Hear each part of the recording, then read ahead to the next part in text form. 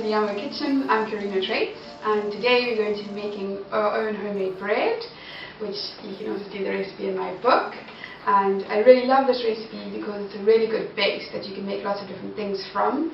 So we're going to just start off by showing you the dough, but you can make a bread loaf, you can make rolls, you can make it into a roasted cook for the braai, you can make sweet monkey bread, you can use it as a base for pizza bases. So it's a really versatile recipe, and once you've got the trick, you'll be sorted for making your own bread. So let's get started. Okay, all you need to make bread is flour, salt, sugar and water, and the essential instant yeast. So this recipe is quite a small recipe. We only need 4 cups of flour. I prefer to use unbleached flour, and bread flour specifically, but you can literally make it with cake flour, any kind of flour. You can make it with cake or bread flour, and you can obviously use brown bread flour or white bread flour. You can mix in some rye, mix it all up to you. So we've got our flour, our packet of instant yeast, and then 1 teaspoon of salt,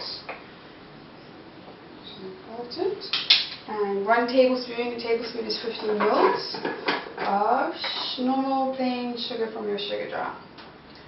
Right, then this is where you take off your rings, get ready for some mixing. I've got a jug of warm water here. The water needs to be at blood temperature, so it can be lukewarm, not too hot. If it's too hot, you'll end up cooking the flour before you've even started, and if it's too cold, it obviously will take a much longer time to rise. So I'm just giving the whole mixture a bit of a mix, and then it's time to come closer and watch how we make the dough. The trick with the flour and the water is that you need to do it by feel. So what I normally do is make a well and pour some water in and give it a mix around, pour a bit more. You have to just bear in mind that with the water that you have, you want a very specific texture. So just add, and then you have to be ready for your hands to get sticky and for flour to stick to them. So you see at the moment I can feel the dough, and I'm just giving it a prod. I normally keep one hand clean. I can feel that it's not going to be enough moisture in order to get all the rest of this into a dough. So add some more. And the golden rule is that you always have it rather too wet than too dry. Because if it's too wet, you can always add more flour. It's really easy. But if it's too dry, it's really weird. It doesn't work out to try and add more water to a dry mixture. So I think that's enough water to be going on with. So since it's coming together nicely, I'm going to tip it out of here onto my surface and transform this into a nice smooth dough, which is what we do with kneading. And as you can see, the kneading, you want to turn it over, flip it in, turn it over again, and it works out better if you can make it into long forms and then double back. You see? Long forms and double back. Kneading dough is a physical activity.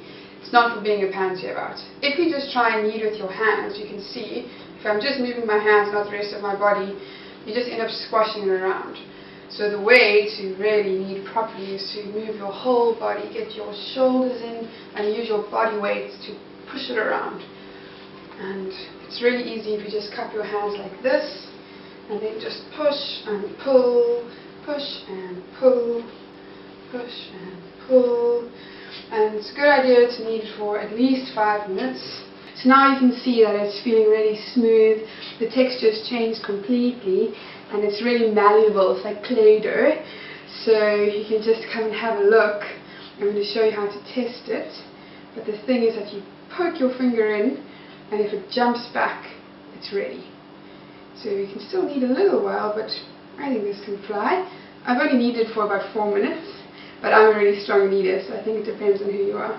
Okay, now we're just going to cover this lovely dough with a nice dish towel and go and put it in the sun on the balcony or any warm place, but I love my balcony, it's got full sun.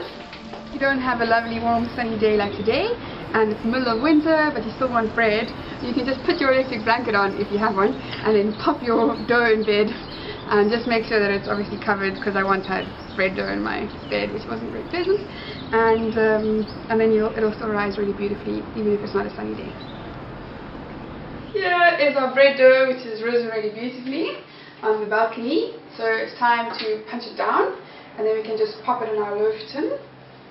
So I normally just tip it out. Oh, feels nice. And then you just got to punch all this air out. I'm going to give it a second rise. Whoa. There we go. And because it's going into this loaf tin, oh, it's actually a bit too much for this loaf tin.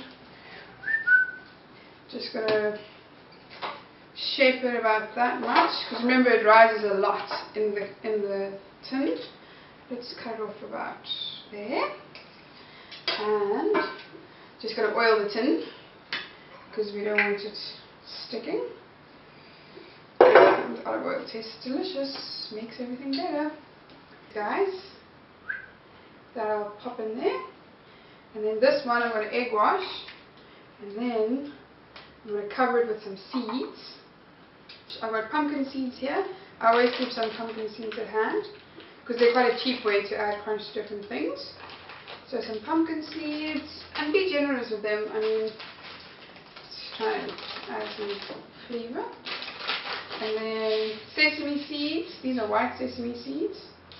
Let's just do this one as well while we're about it. I'm going to do them a nice spice. Oh, sunflower seeds are finished, so just enough for an inch.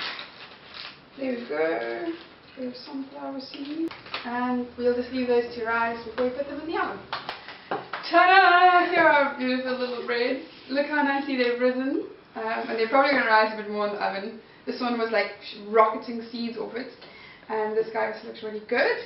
So we're going to put them in the oven now at 180 degrees for 35 to 45 minutes. Probably obviously a lot less for this guy, and a bit more for this one. I'm also going to show you how to make some bread rolls. And then you can make homemade burgers with homemade bread rolls, and you can just impress everyone with your mad skills.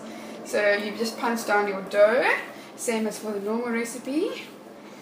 And then it's all about making those rounds. You can just divide it up and pinch off a piece of bread like this, of dough. And remember that they rise, they almost double in size. So if you're going to make dough balls this big, you're going to have bread rolls like these huge buns, and you don't want that. So this is pretty much a good size. We can make it a little bit bigger. It's really up to you, it depends how many you want to make. And then you want to form your hand into a nice round. You can use this finger or that finger. And then you squeeze and pinch, basically make like a pin cushion at the bottom, squeezing it out. So you pinch it in at the bottom, pinch and pinch and pinch. Then if you want to make it even more rounder, you can just do this on your countertop. And if you've floured the countertop, it won't be easy to do this. You just do a little wiggle, wiggle, wiggle, wiggle, wiggle, wiggle, wiggle, and keep your hand stiff like that. And then, ta-da, bread roll. Just pop it onto this well-oiled tray. Now I've got some egg wash here, which is basically an egg whisked up with about 2 or 3 tablespoons of water to give our rolls some nice colour when they puff up. So I'm just going to use my pastry brush to dab some on there.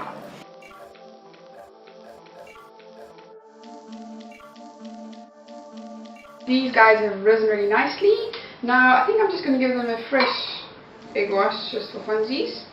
Then pop them in the oven at 180 until they are puffed up.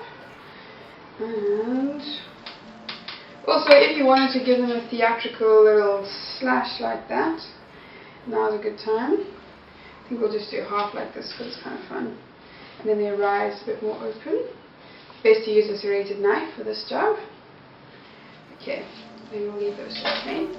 Into the oven.